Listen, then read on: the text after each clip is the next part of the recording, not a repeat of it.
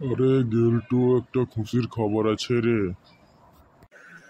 হ্যাঁ স্যার, বলেন বলেন, কি খুশির খবর স্যার, একটু বলেন বলেন।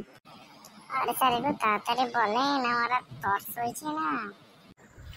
তাহলে শোন, কাল কালকে দুপুর 4টার সময় আমরা কাশ্মীরের রওনা দেবো। তোরা সব রেডি থাকিস। অফিসের সব কাজ কাল বন্ধ দুদিন। আরে স্যার, আমি কতদিন বাদ একটা ছুটি পেলাম, কি খুশির খবর স্যার। উফ, স্যার খুব মজা লাগছে আপনার কথাটা শুনে, খুব খুশির খবর স্যার। আরে গেলটু, তুই কাশ্মীর এসেছিস তো কোনো জামা কাপড় বেঁধে নিয়ে আসিস নি?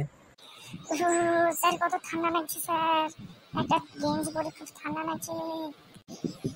স্যার স্যার আপনি তাড়াতাড়ি চলেন, আমার ভালো লাগছে না, আমার খুব ঠান্ডা লাগছে, আমি চলেন, আমি অফিসে গেছি, স্যার চলেন চলেন। তোদেরকে বললাম সব কিছু বেঁধে নে। চল তাহলে, চল তাড়াতাড়ি চল, অফিস চল।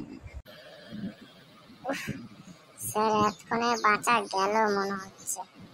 হ্যাঁ হ্যাঁ স্যার, খুব খুব কষ্টে আমি বেরিয়ে এলাম কাশ্মীর থেকে। তোদেরকে নিয়ে আর কোনো জায়গায় ঘুরতে যাব না। আমার পুরো পয়সাটা নষ্ট করে দিলি তোরা।